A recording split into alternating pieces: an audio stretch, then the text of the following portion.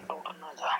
जिन शासन जिन वाणी सदा जयवंत हो, श्रमण संग सदा अविचल मंगल हो। मुक्ति को प्राप्त श्रमण भगवान महावीर स्वामी, उनकी परम पावन कल्याणी भागवती वाणी वाचक प्रमुख श्री इंद्रभूति गौतम आदि गणधर भगवंत युग प्रधानाचार्य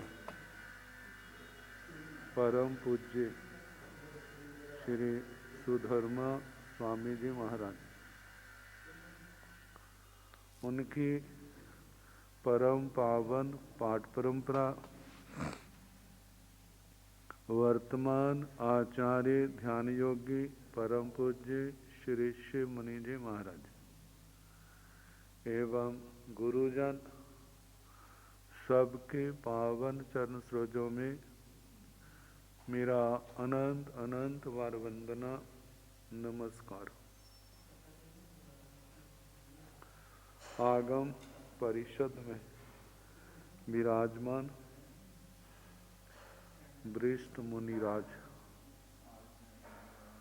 अन्य मुनिवृंद, परम आदरणीय भगवती स्वरूपा महासाधनिया जी, श्री संवायंग सूत्र चौथा अंग, कल जिसकी वाचना प्रारंभ हुई, पहला समवाय उन पदार्थों का वातों का वर्णन जिनका संबंध एक की संख्या से है। कितने पदार्थ जो अनेक हैं, संग्रह नय की अपेक्षा से उनको एक रूप में देखा गया, और कितनी बातें जो संख्या में केवल है ही एक, उनका वर्णन। तो एगा निजरा, एक निर्जरा, एगा वेणा, एगा निजरा का लिंग तक वर्णन हुआ था। अब जम्बू दीवे दीवे, एगा जोयण सय सहस्रं आयाम विखम्बेणं पणत्ते। जम्बू द्वीप नामक द्वीप जो 1,00,000 योजन, जिसका आयाम विष्कंभ कहा है, पणत्ते कहा है। जब जे आयाम विष्कंभ शब्द अलग अलग हों तो आयाम का अर्थ लंबाई और विष्कंभ का अर्थ चौड़ाई लिया जाता है। जब ये दोनों शब्द इकट्ठे दिए हों, जैसे जहाँ पर आयाम विखम्बेणम, आयाम विष्कंभ, तो उसका मतलब होता है कि वो जिस वस्तु का वर्णन किया जा रहा है वह गोलाकार है, और ये जो परिमाण दिया है ये व्यास है, एक दिशा से दूसरी दिशा तक, पूर्व से पश्चिम, पश्चिम से पूर्व, दक्षिण उत्तर, उत्तर दक्षिण। तो ये 1,00,000 योजन, इसका आयाम विष्कंभ व्यास कहा है। आग पालय जान विमाणे, एगं जोयण सय सहस्रं आयाम विखम्बेण पणत्ते। पालय जान विमाणे, पालक जिस यान विमान का वर्णन है, नाम है, जे सो धर्मेंद्र महाराज का पालक नाम का भी योगी देवता जब कहीं पर यात्रा के लिए जाना है तो पालक देवता 1,00,000 योजन परिमाण विमान का विकुर्वण शक्ति के द्वारा निर्माण करता है। तो उस विमान का नाम भी जो है अभियोगी देवता के नाम से पालक है। देवता का नाम पालक और विमान का नाम भी पालक। तो पालक जान विमान एगं चोर्ण 100 सहस्रम 1,00,000 योजन आयाम विखम्बेणु पणते व्यास से कहा है। सवठ सिद्धे महाविमाने एगं जोर्ण 100 सहस्रम आयाम विखम्बेणु पणते।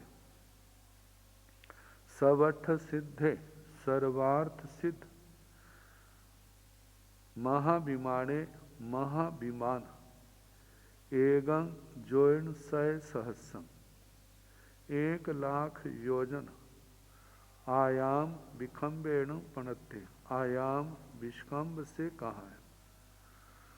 तो सर्वार्थ सिद्ध के लिए महाविमान शब्द का प्रयोग हुआ है। महाविमान ये क्षेत्र की अपेक्षा से नहीं, ये वहाँ की पुण्य समृद्धि के कारण सर्वोत्तम पुण्य के धनी उन देवताओं के कारण से इसका नाम महाविमान है। और देवलोकों में, विमानिक देवलोकों में देखा जाए तो सबसे छोटा विमान है सर्वार्थ सिद्ध। लेकिन जहाँ पर जो जीव है एक भवावतारी एकांत सम्यक दृष्टि, और देखा तो सभी देवताओं से जिनकी पुण्यवाणी विशेष है, प्रबल है, इस कारण से उस सर्वार्थ सिद्ध को महाविमान कहा गया है। तो इसका भी व्यास जो है 1,00,000 योजन कहा है। अब नक्षत्रों का वर्णन है।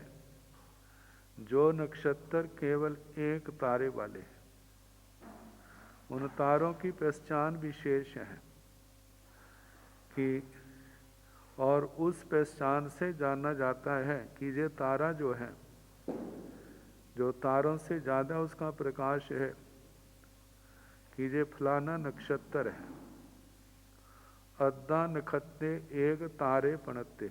आर्द्रा नक्षत्र एक तारे वाला कहा गया है। चित्ता नखत्ते एक तारे पणते। चित्रा नक्षत्र भी एक तारे वाला कहा है। स्वाति नखत्ते एक तारे पणते। स्वाति नक्षत्र भी एक तारे वाला कहा गया है।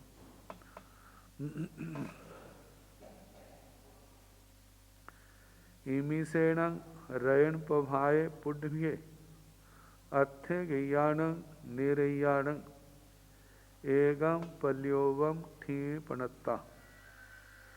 इमीसेण रयण पभाए पुड्भ्ये, इस रतन प्रभा पृथ्वी में अथे गैयाण निरैयाण, कई एक नारकियों की, एगम पल्योवम ठीपणत्ता, एक पल्योपम की स्थिति कही है, सबकी नहीं।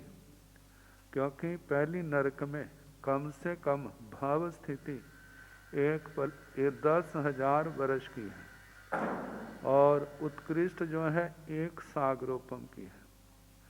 लेकिन पहली नरक में कितने ऐसे नारकी हैं जो 1-1 पल्योपम की स्थिति वाले कहे हैं।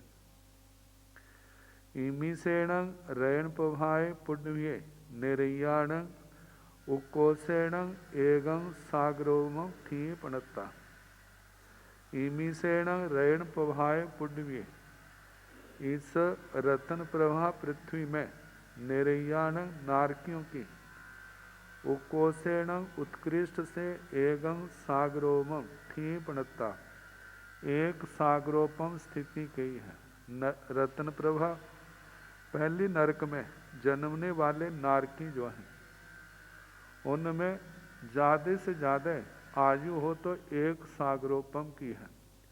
एक सागरोपम से कम वाले तो हैं, लेकिन इससे ज़्यादा वाले, ज़्यादा आयु वाले पहली नरक में नहीं है। आगे दोचाय पुटवीय निर्याणं जहन्नेणं एगं सागरोमंग ठीपणता। दोचाय पुटवीय दूसरी पृथ्वी में, निर्याण नारकियों के, जहन्नेणं एगं सागरोमंग ठीपणता जघन्य से कम एक सागरोपम स्थिति कही है। कहा जाता है पूर्व नरक की जितनी उत्कृष्ट आयु होगी अगली नरक की वह जघन्य होगी। जैसे पहली नरक में उत्कृष्ट आयु एक सागरोपम है तो दूसरी नरक में जघन्य आयु एक सागरोपम है। असुर कुमाराणं देवाणं अथे गैयाणं एगम पल्योमंग ठीपणता। असुर कुमार देव, उनमें कई एक देवों की एक एक पल्योपम की स्थिति कही है। एक पल्योपम की स्थिति वाले कहे हैं। असुर कुमाराणं देवाणं उकोसेणं एगं साह्यं सागरोमं ठीपणता। असुर कुमार देवों के उकोसेणं उत्कृष्ट से, एगं एक साह्यं साधिक सागरोपम सागरोपम मतलब सागरोपम से कुछ ज़्यादा इतनी स्थिति कही है। ठीपणता। असुर कुमारिंद बज्जियाणं भौमिज्जाणं देवाणं अथे गैयाणं एगं पल्योमं ठीपणता। असुर कुमारिंद बज्जियाणं असुर कुमारों के इंद्रों को छोड़ करके, भौमिज्जाणं देवाणं भवनवासी देवों की, अथे गैयाणं कई एक भवनवासी देवों की, एगम पल्योमंग ठीपणता एक पल्योपम की स्थिति कही है। असंखिज वासाउ असन्नी पंचेंद्रिय त्रिख जोनियाणं अथे गैयाणं एगम पल्योमंग ठीपणता।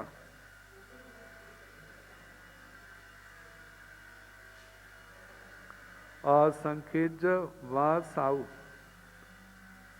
असन्नी पंचेंद्रिय त्रिख जोनियाणं।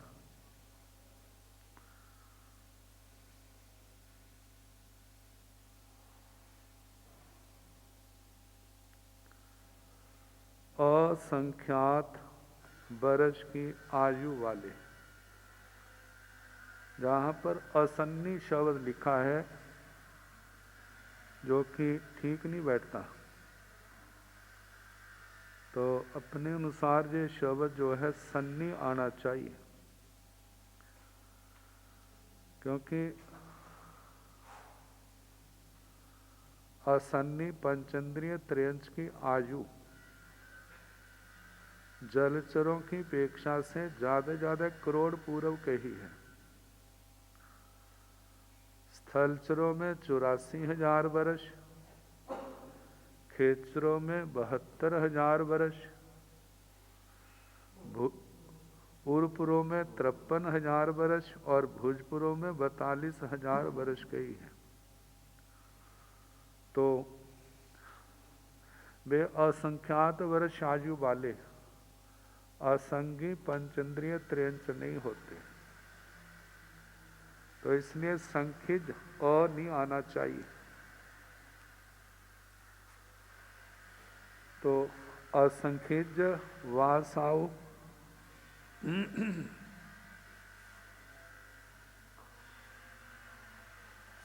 मतलब असंखिज वासाउ असन्नी नहीं आना चाहिए, सन्नी आना चाहिए।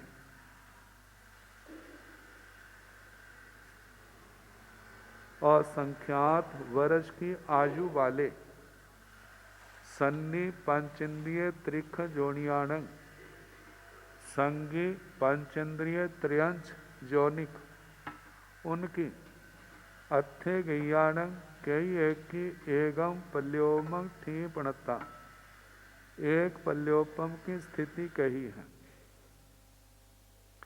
एक पल्योपम की स्थिति वाले जो त्रियंच हैं संगी,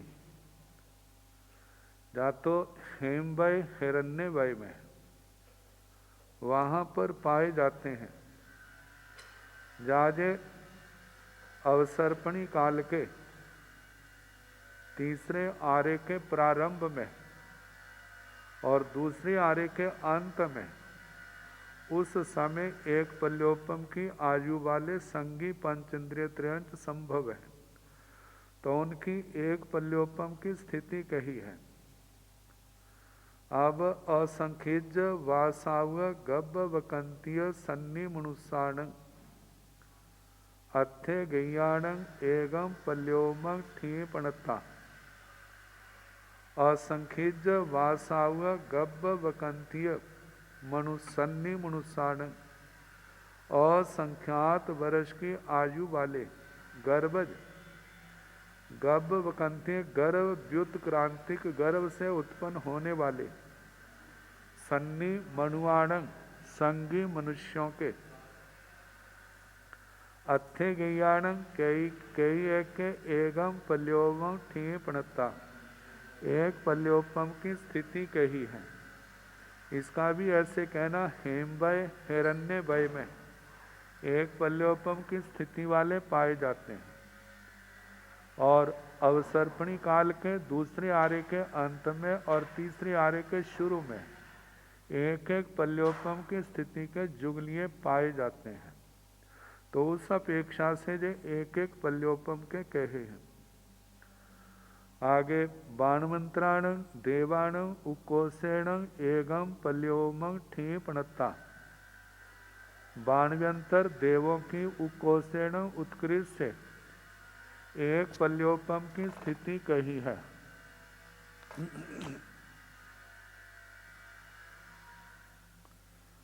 ज्योतिषियाण देवाण उकोसेण एगम पल्योमं वास सय सहस्रमब्बहियं ठी पणता, ज्योतिषियाण देवाण ज्योतिषी देवों के उकोसेण उत्कृष्ट से एगम पल्योमं वास सय सहस्रमब्बहियं ठी पणता, 1,00,000 वर्ष ज्यादा और एक पल्योपम, एक पल्योपम और 1,00,000 वर्ष की स्थिति उत्कृष्ट कही है, ये चंद्र विमान के देवों की अपेक्षा से है। सोहम्य कप्पे देवाण जहन्नेण एगम पल्योमं ठी पणता, सोधर्म कल्प में देवों की, सोधर्म कल्प में जन्मने वाले देव देवियों की जघन्य से एगम पल्योमं ठी पणता, एक पल्योपम की स्थिति कही है। सोहम्य कप्पे देवाण अथे गैयाण एगम सागरोमं ठी पणता, सोधर्म कल्प में देवों कई एक देवों की एक सागरोपम की स्थिति कही है। पहले देवलोक में कितने देवता एक एक सागरोपम की स्थिति के हैं। ईशाने कप्पे देवाण जहन्नेण एगम साग न जहन्नेण साइरेगम एगम पल्योमं ठी पणता, ईशान कल्प में देवों की जघन्य से 7 रेखा कुछ ज्यादा एक पल्योपम की स्थिति जघन्य से कही है। ईशाने कप्पे देवाणं अथे गैयाणं एगम सागरोमं ठी पणता, ईशान कल्प में देवों की कई एक देवों की एक सागरोपम की स्थिति कही है। जे देवा सागरं सुसागरं सागर कंतं भवं मणु मानुषोत्तरं लोकहियं विमानं देवताय उपवन्ना, तेषिणं देवाणं उकोसेण एगं सागरोमं ठी पणता, जे देवा सागरं सुसागरं, जो देव इन विमानों के नाम है, जैसे सागर, सुसागरं सुसागर, सागर कंतं सागर कांत, भवं भव, मणुं मनु, मानुषोत्तरं मानुषोत्तर, लोकहियं लोकहित। इन विमानों में विमानंग देवताएं उवना, इन विमानों में देवता के रूप में पैदा हुए हैं। तेसीणं देवाणं, उन देवों की, उकोसेणं उत्कृष्ट एगं सागरोपम ठीपणता, एक सागरोपम की स्थिति कही है। तेण देवा एकस अर्धमासस आणवंती व पाणवंती व उससंती व निससंती व। वे देव जो एक सागरोपम की आयु वाले हैं, वे एकस अर्धमासस, एक आधा मास मतलब 15 दिन, 15 दिन में एक बार श्वासोश्वास आनमन प्राणमन उच्छ्वास निश्वास करते हैं। मतलब कि 15 दिन में उनका एक श्वासोश्वास होता है। तो प्राय करके कहा जाता है देवलोकों में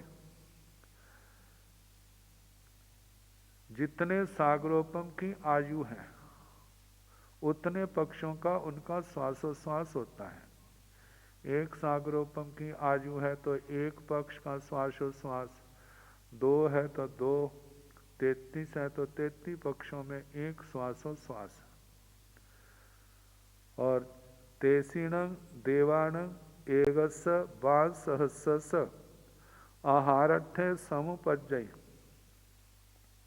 तेसीणं देवाणु, उन एक सागरोपम की आयु वाले देवताओं के आहारठ्य, आहार का प्रयोजन, आहार की इच्छा, एगस बासहस्स 1000 वर्ष में समुपज्जयी पैदा होती है। मतलब उन देवों के जो एक सागरोपम की आयु के हैं, 1000 वर्ष में आहार की इच्छा उत्पन्न होती है कि मैं आहार करूं।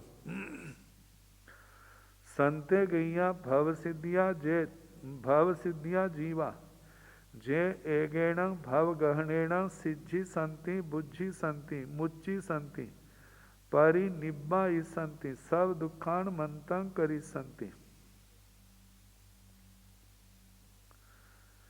संते गैया भव सिद्धिया जीवा, कितने कई एक ऐसे भव सिद्धिक जीव हैं जे जो एगेण भव ग्रहणेण, एक भव ग्रहण करके सिद्धि संति सिद्ध होंगे, बुद्धि संति बुद्ध होंगे, मुच्ची संति मुक्त होंगे, परि 8 कर्मों के बंधनों से मुक्त होंगे, परिनिब्बा संति परिनिर्वाण को प्राप्त करेंगे, कर्मों की आग को बुझाएंगे, सब दुखान मंतं करी संति सभी दुखों का अंत करेंगे। इस प्रकार ये पहला समवाय समाप्त हुआ।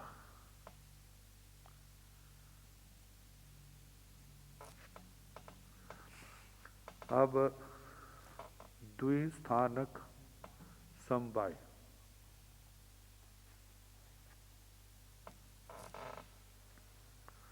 दो दंडा पणता तन जहाँ 8 दंडे चेव अनट्ठा दंडे चेव। दुवे राशि पणता तन जहाँ जीव राशि चेव अजीव राशि चेव। दुविहे बंधने पणते तन जहाँ राग बंधने चेव दोष बंधने चेव। दो दंडा पणता, 2 दंड कहे। वैसे तो आता है 3 दंड, मन दंड, वचन दंड, काय दंड। लेकिन जहाँ पर दंड की जो परिभाषा की है,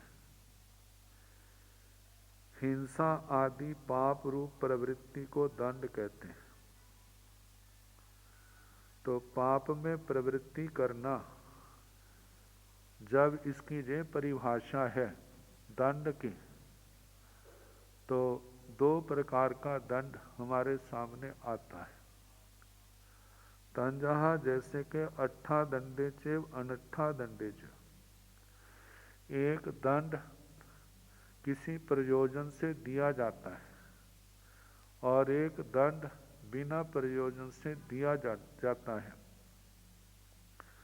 जो दंड प्रयोजन से, चाहे अपना हो चाहे दूसरा हो, किसी के उपकार को लेकर के, तब वह अर्थ दंड है। और जब बिना प्रयोजन के किसी को दंड दिया जाता है तो उसको अनर्थ दंड कहते हैं।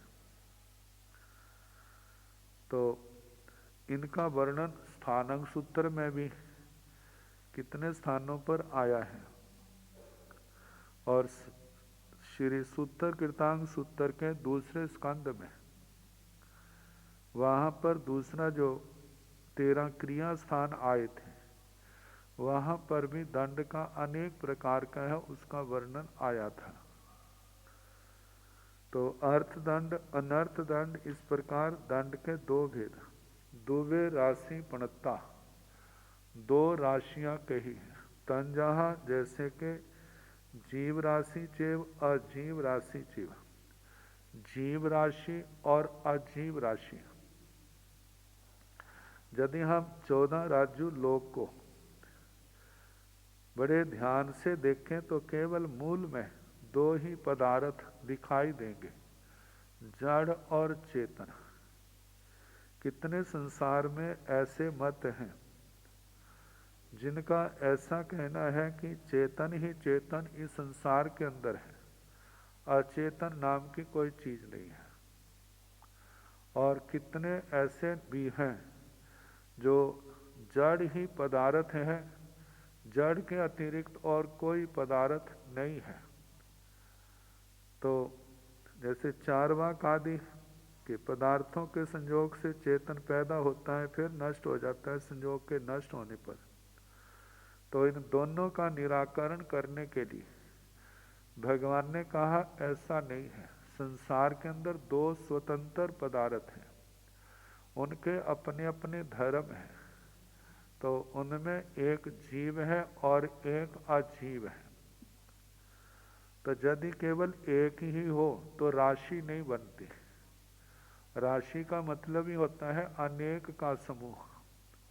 तो जीव राशि में अनंत जीव है और अजीव राशि में अनंत अजीव पदार्थ है। तो इस प्रकार दो राशियां हैं, एक जीव राशि और एक अजीव राशि। आगे दुभी है बंधने पणते, तन जहाँ। बंधन दो प्रकार का कहा है, जिससे व्यक्ति बंधा रहता है, इसको भाव बंधन कहते हैं। ये बंधन वैसे रस्सियों आदि के रूप में नहीं, लेकिन रस्सियों से भी ज्यादा भयानक होते हैं। राग बंधन, कोई किसी से बंधा है राग के कारण, और कोई किसी से बंधा है द्वेष के कारण। मतलब किसी के प्रति राग है और किसी के प्रति द्वेष है। इन कारणों से व्यक्ति उन लोगों से जुड़ा हुआ है। तो इसलिए बताया दुभी है बंधने पणते। बंधन दो प्रकार के, राग बंधन और द्वेष बंधन।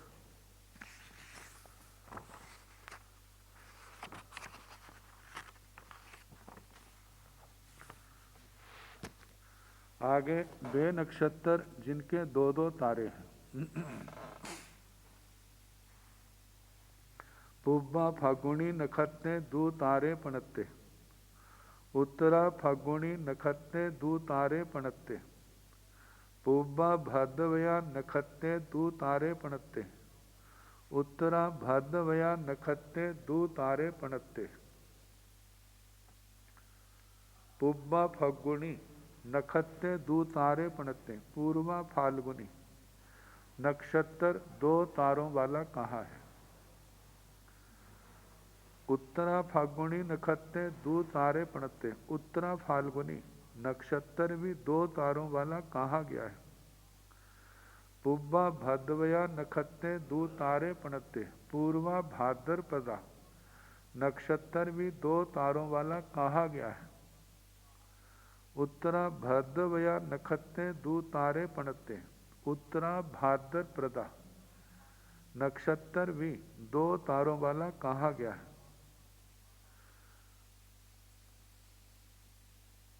पूर्वा फाल्गुनी, उत्तरा फाल्गुनी, पूर्वा भाद्रपदा और उत्तरा भाद्रपदा, ये नक्षत्र सारे जो गिनाए हैं 2-2 तारों वाले कहे। इमीसेण रयण पभाए पुण्य अथे गैयाण निरैयाण 2 पल्योमाय ठी पणत्ता। इमीसेण रयण पभाए पुण्य, इस रतन प्रभा पृथ्वी में अथे गैयाण निरैयाण के एक नारकियों के 2 पल्योमाय ठी पणत्ता, 2 पल्योपम की स्थिति कही है। इस रतन प्रभा पृथ्वी में कई एक नारकी ऐसे हैं जो 2-2 पल्योपम की स्थिति वाले कहे। दुच्चाय पुण्य अथे गैयाण निरैयाण 2 सागरोमाय ठी पणता। दुच्चाय पुण्य दूसरी पृथ्वी में, अथे गैयाण निरैयाण कई एक नारकियों की 2 सागरोपम की स्थिति कही है। कितने एक ऐसे नारकी हैं जो 2 सागरोपम की स्थिति वाले हैं दूसरी नरक में। असुर कुमाराण देवाण अथे गैयाण 2 पल्योमाय ठी पणत्ता। असुर कुमाराण देवाण अथे गैयाण, असुर कुमारों में कितने एक देव ऐसे हैं जिनकी 2-2 पल्योपम की स्थिति कही है। असुर कुमारिंद बज्जियाण भौमिज्याण देवाण उकोसेणम देसूणाई 2 पल्योमाई ठी पणता। असुर कुमारों के इंद्रों को छोड़ करके, मतलब असुर कुमारों के इंद्रों को छोड़ करके कितने भवनवासी देव, भवनवासी इसमें नव निकाय के देव लिए जाते हैं। नव निकाय का मतलब असुर कुमार इंद्रों को, असुर कुमारों को छोड़ देते हैं और जो नाग कुमार सुपर्ण कुमार से लेकर स्तनिर कुमार तक उनमें जो देवता है उनकी उत्कृष्ट स्थिति जो है उकोसेण देसूणाई 2 पल्योमाई ठी पणता। कुछ काम 2 पल्योपम की स्थिति उत्कृष्ट से कही है। कहा जाता है जो दक्षिण दिशा के नव निकाय के देव हैं उनकी 1.5 पल्योपम ज्यादा से ज्यादा आयु है, और उत्तर दिशा के जो नव निकाय के देव हैं उनकी उत्कृष्ट आयु जो है 1.5 2 पल्योपम की कही है। असंख्यज वासाव सन्नी पंचेंद्रिय त्रिख जोनियाण अथे गैयाण 2 पल्योमाई थी पणता। असंख्यात वर्ष की आयु वाले संगी पंचेंद्रिय त्रियंच, उनमें अथे गैयाण कई एक की 2 पल्योमाई थी पणता 2 पल्योपम की स्थिति कही है। ये जो 2 पल्योपम की स्थिति वाले त्रियंच है जो जुगलीय हैं, हेम हरिवास रम्यकवास में पाए जाते हैं, जहाँ अवसर्पणी काल के प्रथम आर्य के अंत में, दूसरे आर्य के शुरू में, और उधर उत्सर्पणी काल में चौथे आर्य के अंत में और पांचवें आर्य के अंत में और छठे आर्य के शुरू में ये पाए जाते हैं। असंखिज वासाव गवकंथ्य सन्नी पंचेंद्रिय मनुष्याण अथे गैयाण 2 पल्योमाई ठी पणता। असंख्यात वर्ष की आयु वाले गर्भ व्युत्क्रांति गर्भ सन्नी पंचेंद्रिय संगी पंचेंद्रिय मनुष्यों की अथे गैयाण कई की 2 पल्योमाई थी पणता 2 पल्योपम की स्थिति कही है। जो 2 पल्योपम की स्थिति जे अवसर्पणी काल में प्रथम आर्य के अंत में और दूसरे आर्य के शुरू में, और ऐसे ही पंचवें आर्य के उत्सर्पणी काल के पंचवें आर्य के अंत में और छठे के शुरू में 2 पल्योपम की आयु वाले होते हैं। हरिवास रम्यकवास में भी जो जुगलीय मनुष्य जुगलियां हैं 2 पल्योपम की स्थिति वाले कहे। सोहम्मे कप्पे अथे गैयाण देवाण 2 पल्योमाई थी पणता। सोहम्मे कप्पे सो धर्म कल्प में अत्थे गयाण देवाण कई एक देवों की दो पल्योमाई ठीपणता दो पल्योपम की स्थिति कही। ईशाने कप्पे अत्थे गयाण देवाण दो पल्योमाई ठीपणता। ईशान कल्प में भी कई एक देवों की दो पल्योपम की स्थिति कही है। सो हमें कप्पे अत्थे गयाण देवाणु उकोसेण दो सागरोमाई ठीपणता। सो धर्म कल्प में कई एक देवों की उकोसेण उत्कृष्ट से दो सागरोमाई ठीपणता दो सागरोपम की स्थिति कही है।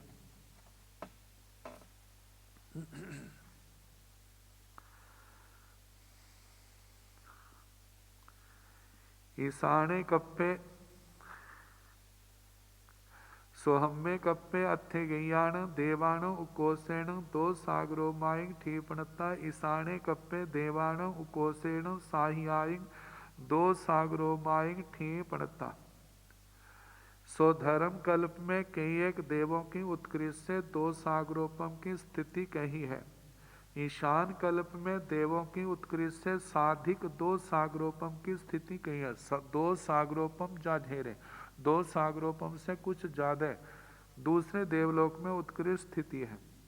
सण कुमारे कप्पे देवाणं जहन्नेण दो सागरोमाई ठीपणता। संत कुमार कल्प में तीसरे देवलोक में देवों की जघन्य से दो सागरोपम की स्थिति कही है।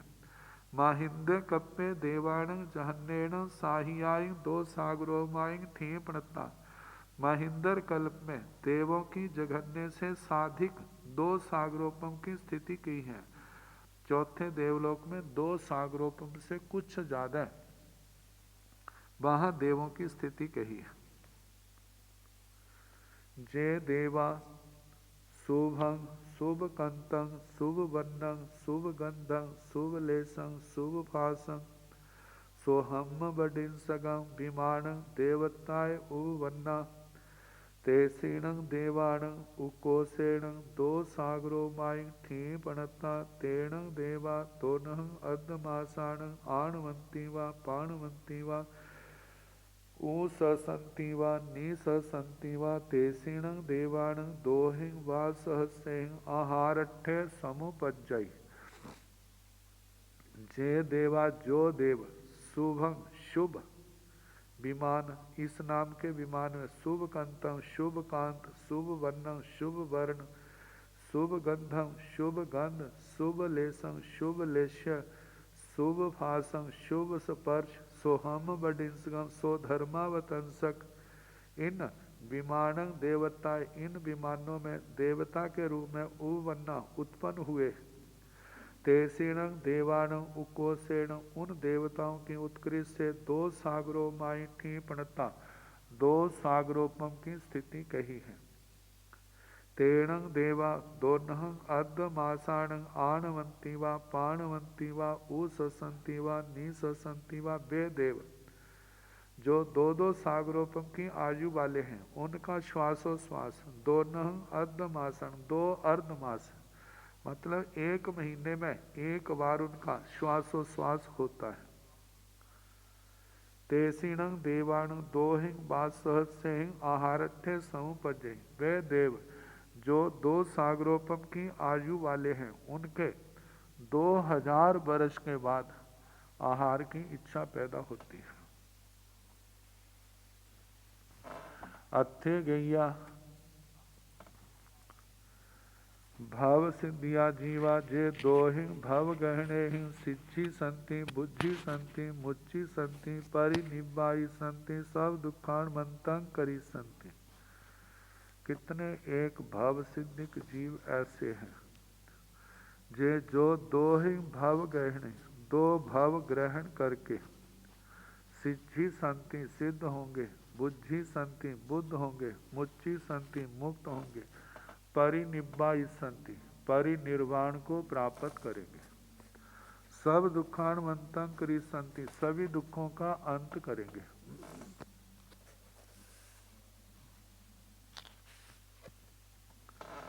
इसके साथ दूसरा स्थान दूसरा समवाय समाप्त हुआ। तीसरा समवाय तो दंडा पणता तन जहाँ मन दंडे बय दंडे काय दंडे तो गुत्तियों पणताओ तन जहाँ मन गुत्ती बय गुत्ती काय गुत्ती तो सल्ला पणता तन जहाँ माया सल्ले णं नियाण सल्लेण मिच्छा दंसन सल्लेण तो गारवा पणता तन जहाँ इद्धि गारवेण रस गारवेण साया गारवेण तो विराहणा पणता तन जहाँ नान विराहणा दंसन विराहणा चरित विराहणा।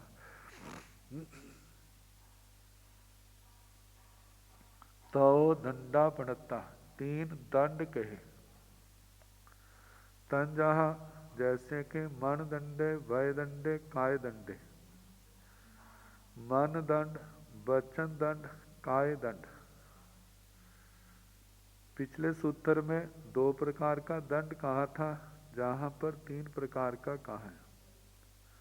वहाँ दंड की परिभाषा दंड देने की प्रवृत्ति को लेकर के आई थी। जहाँ पर दंड की परिभाषा जो है करण रूप में, जिससे आत्मा निस्सार हो। निस्सार का मतलब चारित्र रूपी ऐश्वर्य जो नष्ट हो जाए उसको दंड कहते हैं। तो ऐसे मन वचन काया की जो प्रवृत्ति है, तो तंजा 3 प्रकार का तो दंडा पणता 3 प्रकार का दंड कहा है। इस बात को लेकर के तंजा जैसे के मन दंडे वय दंडे काय दंडे, मन दंड वचन दंड काय दंड। मन के द्वारा जो अशुभ प्रवृत्ति की जाती है, अशुभ क्रिया की जाती है, वह मन दंड। वय दंडे वचन के द्वारा जो अशुभ क्रिया पाप क्रिया की जाती है, वह वचन दंड। काय दंडे शरीर के द्वारा जो पाप क्रिया की जाती है, वह काय दंड। क्योंकि आत्मा इनके माध्यम से कर्म करता है और कर्म बनते हैं, और जब कर्म अशुभ है तो उनका परिणाम भी अशुभ होगा। तो उन कर्मों के कारण से आत्मा को दंडित होना ही पड़ेगा। आगे बताया है, इससे विपरीत तो गुत्तियों पणता 3 गुप्तियां कही हैं तन जहाँ जैसे कि। गुप्ति का मतलब अपने आप को अशुभ क्रिया से रोकना। गुपु धातु आती है रक्षा अर्थ में और कठिन प्रत्यय है, जिससे गुप्ति शब्द बनता है। तो आत्मा की रक्षा कब होगी? जब आत्मा अशुभ प्रवृत्ति से निवृत्ति करेगा, अशुभ प्रवृत्ति का त्याग करेगा। तो बताया है जब 3 के द्वारा अशुभ प्रवृत्ति होती है तो उसको रोकना। अशुभ प्रवृत्ति करना दंड अर्थ में आ गया, अशुभ प्रवृत्ति से निवृत्त होना गुप्ति अर्थ में आ गया। तो गुत्तियों पणता 3 गुप्तियां कही है तंजहा जैसे के मन गुप्ति वय गुप्ति काय गुप्ति। मन गुप्ति वचन गुप्ति काय गुप्ति। अब इसके आगे तो सल्ला पणता 3 प्रकार के शल्य कहे तंजहा जैसे के माया सल्लेण नियान सल्लेण मिच्छा दंसन सल्लेण। जैसे के माया शल्य निदान शल्य और मिथ्या दर्शन शल्य। कहा जाता है शल्य पहले 2 प्रकार के, एक द्रव्य और भाव। जो शरीर को बींधता है वह तो द्रव्य शल्य है, और जो आत्मा को बींधता है वह है भाव शल्य।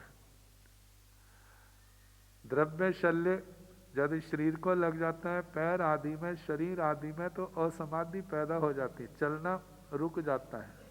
जितना गहरा शल्य होगा उतना परेशान करने वाला होगा। तो इसी प्रकार ये जो भाव शल्य है माया निदान और मिथ्यात्व का, ये आत्मा को बींधने वाला, जब आत्मा को लग जाते हैं तो मोक्ष मार्ग की गति जो है वो अवरुद्ध हो जाती है, रुक जाती है। तो पहला माया शल्य। माया इसका सामान्य अर्थ है छल कपट, किसी को धोखा देना, और आगे देखा जाए तो अपने पाप को छिपाना। तो ये माया। नियान छल्ले निदान। निदान का मतलब अपने तप, नियम, व्रत, ब्रह्मचर्य आदि जो भी साधना की है, लौकिक स्वार्थों के वशीभूत होकर के इनको बेच देना। मेरी करनी का फल हो तो मेरे को जे मिले, ऐसा हो जाए, ऐसा हो जाए। तो ये जो है कषायों से, वासनाओं से प्रेरित होकर के जो किए जाते हैं, वे आत्मा को संसार में रुलाने वाले, भटकाने वाले, संसार को बढ़ाने वाले ही होते हैं।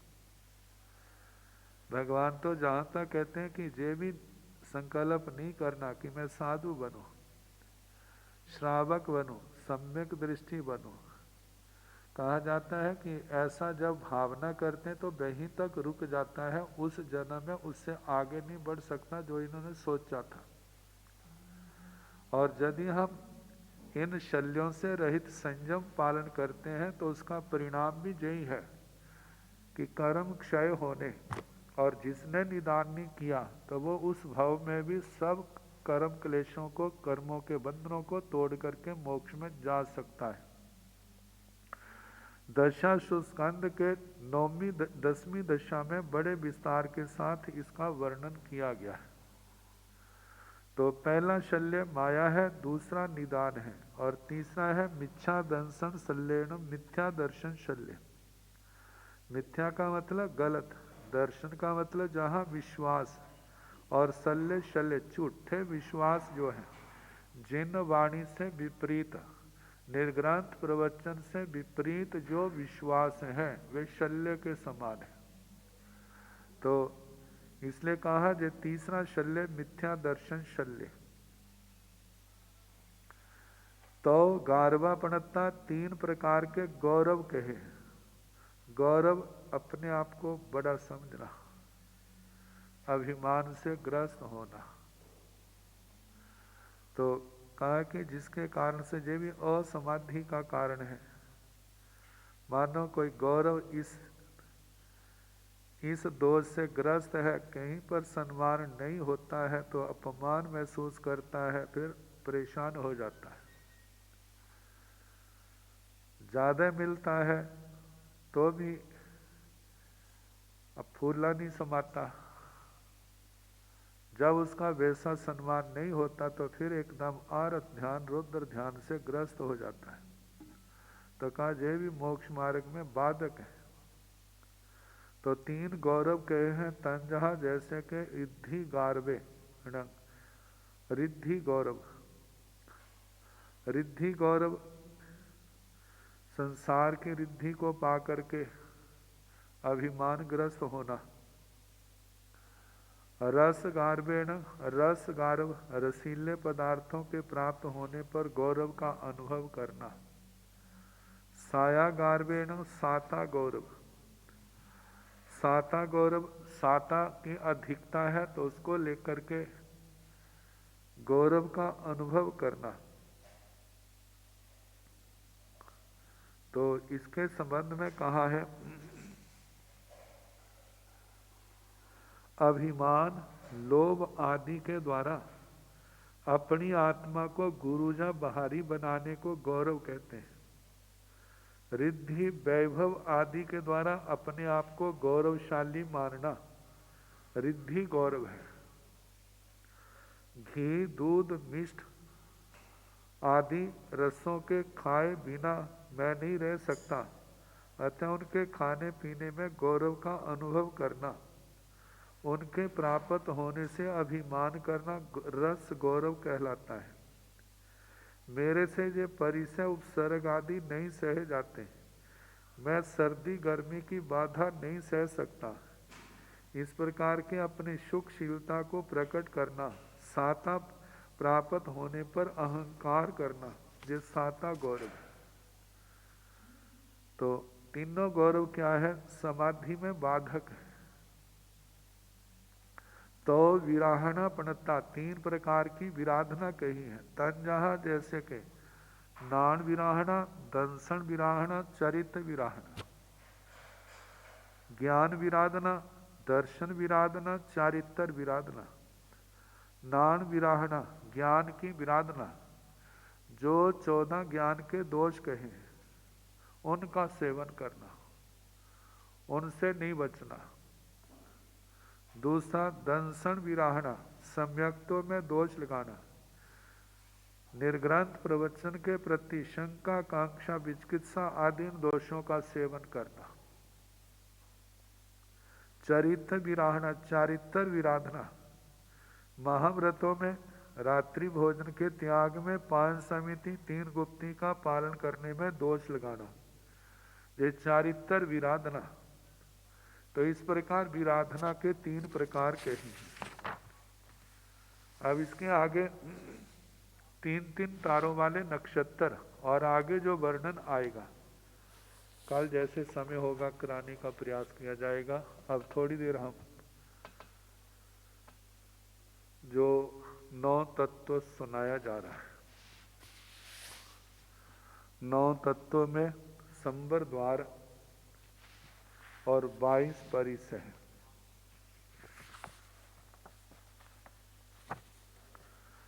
22 परिसरों में 10 परिसर हो गए थे। आगे सिज्जा परिसर, शैया परिसर। कहते हैं जहाँ रात भर रहकर स्वाध्याय, आराम, विश्राम एवं ध्यान आदि आवश्यक कार्य किए जाए उसे शैया कहा जाता है। मौसम के प्रतिकूल निवास स्थान मिलने पर क्षोभ का होना और अनुकूल हो जाता है तो स्थान के प्रति राग का होना, जो शैया परिसर कहते। प्रतिकूल परिसर, यदि स्थान वो प्रतिकूल है तो सोचे एक ही रात तो रुकना है, आगे चले जाना है। अनुकूल है तो सोचे एक ही रात तो रुकना है, आगे चले जाना है। इससे प्रति राग द्वेष क्या करना। हम जैसा स्थान मिला है उसके अनुसार समता में रह करके अपने ज्ञान दर्शन चारित्र की आराधना करें। तो इस प्रकार शैया परिसर को सहना। आगे आक्रोश। कोई संयमी साधु को अपनी नासमझी के कारण से अनिष्ट, अकांत, अप्रिय शब्दों का प्रयोग करता है तो कहा जाता है कि उन शब्दों को सुनकर के कितनी बार मन विक्षुब्ध भी हो जाता है। तो ऐसे शब्दों को सुनकर के अपना समाधि भाव बनाए रखना। मानो कोई प्रशंसा कर रहा है तो उसको पाकर के फूलना नहीं। तो पहले आक्रोश में तो यही है, कोई कोसता है तो उसको समता से सहने का अभ्यास करे। विचारे कहना बड़ा आसान होता है लेकिन सहना बड़ा मुश्किल होता है। लेकिन सहने से हो सकता है बड़ी उपवास आदि तपस्या से इतना लाभ ना हो, कर्म ना कटे जितना समता से सहने से कर्मों के बंधन टूटते। तो आत्मार्थी जीव इस बात को जान करके वो किसी के प्रति द्वेष भावना ना रखे, समता से सहने का अभ्यास प्रयास करे। 13वां है बद्ध परिसर। मोक्ष मार्ग पर गतिशील साधु साध्वी, कभी ऐसा प्रसंग भी आ सकता है पूर्व जन्मों के अत्यंत संक्लिष्ट पाप कर्मों का उदय, कोई मारने पीटने लग जाए और जहाँ तक के बद्ध भी करने लग जाए। तो शास्त्रों में तो कहा है कि देह का नाश है, आत्मा का नाश नहीं है। सोचे जे मेरे देह का नाश कर रहा है, लेकिन मेरे धर्म का नाश तो नहीं कर रहा। मेरी संपत्ति तो मेरे पास है, उसको कोई नष्ट करने में समर्थ नहीं है। तो ऐसे समय में जो प्रेरणा दी जाती है कि गर्ग सुकुमार जी को याद करें, 12वें परिसर में अर्जुन वाली को याद करें, तो इनको समता से सहन करना, ऐसी भावना भाए। जीवन में कभी ऐसे प्रसंग आए तो मेरी आत्मा विचलित ना हो, क्योंकि आत्मा ने सहने की बात देखी जाए तो मजबूरी से तो बहुत कुछ अनादि काल से अनंत बार सहन किया है। और वध को देखा जाए तो भगवान के ही शब्दों में कोई जीव ऐसा नहीं है किसी जीव के द्वारा अनगिनत बार जिसका वध ना हुआ। मतलब कि जे आत्मा भी दूसरों का, हर जीव का वध कर चुका है, और हर जीव भी इस आत्मा का अनंत बार वध कर चुका है। लेकिन आत्मा में समता न होने के कारण से संसार की गति पर विराम नहीं लगा। कषायों के राग द्वेष के आवेश में संसार को बढ़ाया ही। तो सोचे कितना बढ़िया रसायन मेरे को जिन शासन में मिला है समता का। कौन किसको मार सकता है? मेरी आत्मा तो अजन्मा है, मेरी आत्मा का कभी कोई इसको मार नहीं सकता। ये तो वध केवल शरीर को लेकर के है, और मैंने कौन से ऐसे पाप किए हैं जो मेरे को दुर्गति में जाना पड़े। मैंने तो धर्म आराधना में अपने जीवन को व्यतीत किया है, मेरा भविष्य तो उत्तम ही उत्तम है, मेरे को घबराने की क्या जरूरत है। तो इस प्रकार इस परिसर को सहने की भावना भाए, और ऐसा प्रसंग आए तो समता में, संयम में दृढ़ रहे। जैसे कहा जाता है स्कंधक अणगार के 499 शिष्यों ने तो समता रखी, और वो केवल ज्ञान केवल दर्शन पाके संसार को पार करके। स्कंधक अणगार जी विचलित हो गए, इसलिए वो विराधक हो गए। वो भी समता में रहते तो वो भी संसार से तर जाते। मेरे को उनके शिष्यों के अनुसार समता में रहना है, विषमता में नहीं जाना। अब इसके आगे 14वां परिसय है याचना, जायना परिसय, जाचना परिसय। शास्त्र में कहा है दुक्करं खलु भो अनिच्चंग अणगारस भिक्षुणो सब्बंग से जायंग होई नथी किंची अजायंग। श्री उत्तराध्ययन सूत्र के दूसरे अध्ययन में कहते देखो जो साधु जीवन में जो कैसा परिसय है, कितना दुष्कर है। कहते हैं इस जिन शासन में बड़े बड़े सेठ सेठानियां, राजे महाराजे, चक्रवर्ती तक भी प्रव्रजित होते हैं, जिन्होंने सदा दूसरे को दिया लेकिन कभी मांगने का प्रसंग नहीं आया। लेकिन जिन्होंने दीक्षा ले ली, दीक्षा के बाद जब गोचरी को घरों में जाना पड़ता है तो उनके लिए दूसरे के आगे अज्ञात स्थानों पे, ज्ञात में तो लोग बेनती करते हैं, अज्ञात स्थानों में जब जाना पड़ता है तो दूसरे के आगे हाथ पसारना मृत्यु से कम नहीं लगता। लेकिन कहा है कि ये जाचना साधु जीवन का श्रृंगार है। इस समय साधु का भी उद्धार है और दाता देने वाले का भी क्या है, कितने कर्मों को सुपात्र दान से काट ले, सुपात्र दान से अपने कर्मों को काट लेता है, संसार को सीमित कर लेता है। तो उस समय जिनके जीवन में अहंकार है तो उसके लिए मांगना बहुत मुश्किल लगता है। तो कहा इसको समता से सहन करे। आगे अलाभ परिसय, मानो जांचना की है, तो जांचना करने पर भी जब वस्तु का लाभ नहीं होता तो उस समय विक्षोभ पैदा न होने दे, समता रखे, कोई बात नहीं। इस घर नहीं तो दूसरे घर में, तीसरे घर में मिल जाएगा। मानो नहीं मिलता है तो जैसे ढंढन अणगार समता रखते थे, जहाँ अविग्रहधारी मुनि भिक्षा के लिए जाता है तो अविग्रह के अनुसार नहीं मिलता है तो समता भाव से वापिस आ जाता। अच्छा है, मेरी तो निर्जरा ही हो रही है, मेरे तो कर्म ही कट रहे हैं। कहा जाता है ऐसे धैर्य का स्वामी जो है, कर्मों की महान निर्जरा करता हुआ आगे बढ़ता है।